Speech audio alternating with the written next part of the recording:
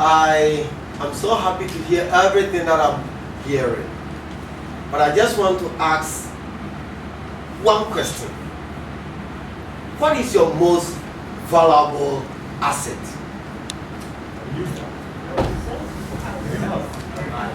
Thank you.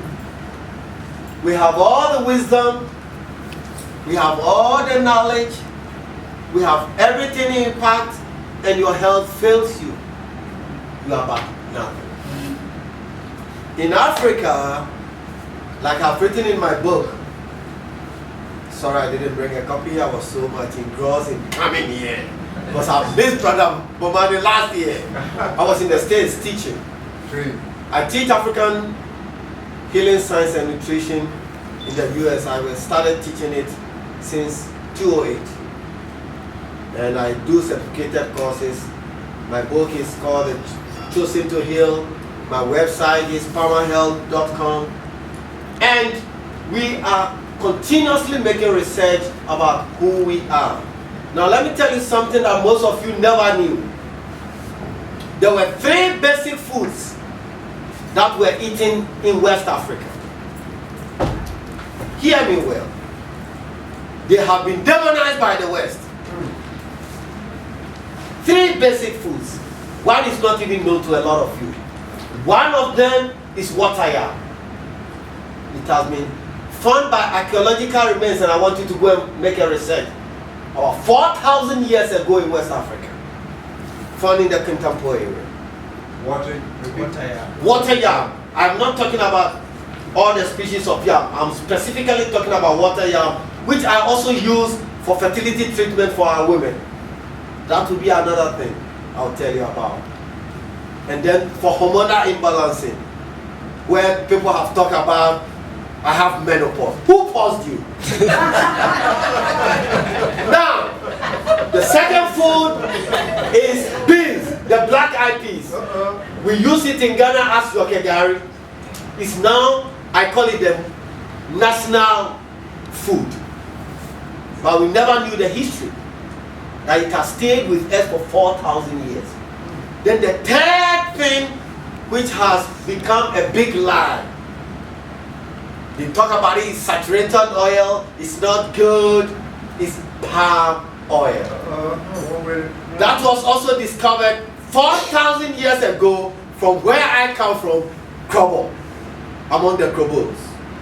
I think you've seen the Krobos always portraying the depot culture, right? This year I taught something about depot in the United States. Yes. And next year I hope I'll teach it again. Our health in Africa, I'm not going to go very far, I'm going to cut it in pieces, but I want to portray to you that the lie that there was no school system in Africa, that we were not writing things down, and therefore there was no standard of education, is the biggest fallacy anybody can swallow. Our education was very functional. It was not theoretical. Our authentication was real and practical. It was not in papers that you hung on the walls.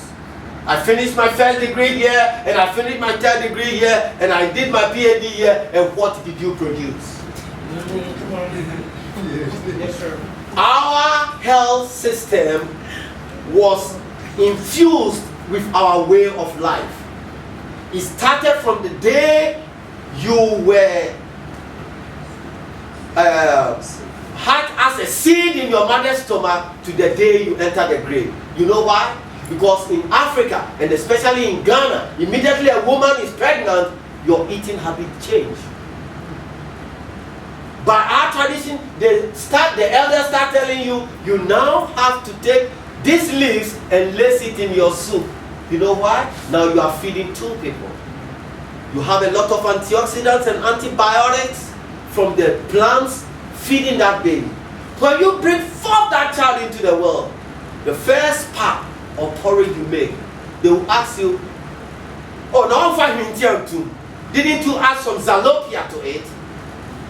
It's like automatic, you must know it. And like I was telling them in the States today, when I was there, I just came about 3 weeks ago, I said, for every society to fail, let the women fail. When the women fail, the society fails. Yeah. The women are our first teachers. And like we say in Ghana here, the chicks follow the chicken, not the cock. So if you want any society to grow, our women must be well educated. And I taught some lessons about sacredness of the womb and a lot of spirituality. The reason why I'm touching on this, and give me just 5 minutes to talk about this, but we're talking about investment. You cannot talk about investment devoid of the African culture. We have a sense of spiritual reciprocity. The legal things can be done all right, but if you are not inwardly honest, you will not make the mark.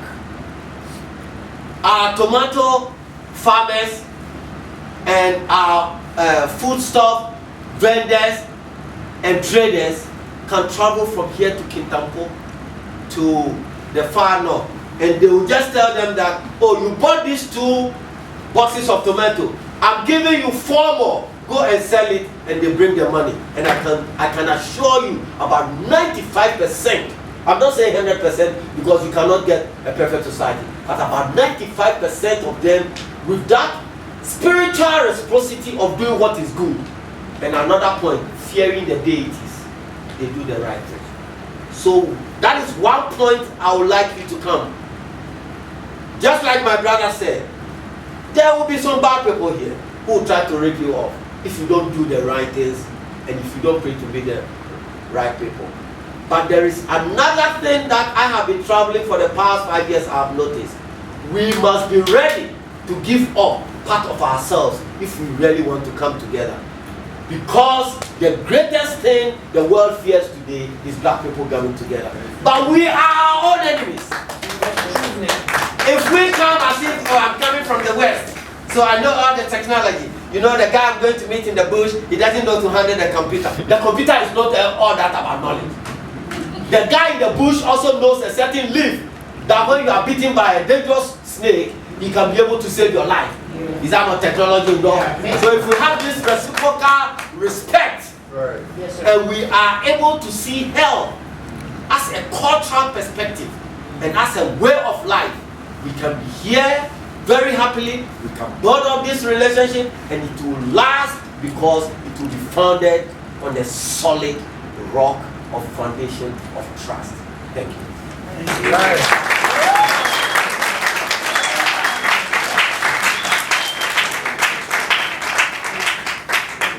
Again, you know, sir, we are happy that the doctor is here because a healthy people is truly a wealthy people. One thing I want to share with you about what I discovered. At one time when I first came to Africa 27 years ago, it took me 4 years before I got malaria. I was a little naive. You know, I saw people get malaria and I said, I want to try this malaria. You know, and try. You know, believe me. You know, I'm saying, yeah, I'm here in African State, and I want to be able to talk. Malaria hit me after 4 years, and guess what? I don't never want to get it again. And it's nothing that you want to play with, okay? So what I did after getting it about 4 or 5 times, you know, because it knocks you down, you get up, you lose weight, you know, you look like a skeleton, you know, because it pulls your energy and your blood. So I discovered how to eliminate it once and for all by using the herbs and building my immune system up. And I discovered a formula, and I wrote a book called How to Prevent and Overcome Malaria. And for the last 17 years, I've never had malaria, and I will never get it again. And I've seen people in my life and my community have eliminated it altogether. And what we do, we use like 5 to 7 different herbs. We combine them, blend them up, and drink them twice a week. One is the neem, another one is the bitter leaf, the aloe vera. We use the dandelion, which is, you know, really wild. And as you know, wild is better than anything that's been domesticated. Then of course we can use the pawpaw leaf. You know, you can take the pawpaw leaf and blend it up and give it to children, and they don't get malaria. So I just wanted to share that with you because I'm a living testimony as to what he talked about. Because I moved into the bush, where I live now was bush 20 years ago, but now it's a city. But when I moved there, I met some so-called bush people. They told me this is licorice, this is this, this is that. So I've learned just by being in the bush what he really said. They really taught me well. So now I have a 50-acre farm in Elmina, and I'm still discovering things that I want to share with you. So definitely, we have a book called The Healing and Rejuvenating Herbs of Africa. Dr. have a book. So definitely educate yourself on how to live healthy. Not only here, but in the U.S. or in Jamaica or in the Caribbean, anywhere in the world, we should have these herbs to take them so that we can overcome the intentional nutricide, as Dr. Lyle Africa would say, that they're practicing against us. So with that, the floor is open for questions for any of the panelists or staff. The floor is open.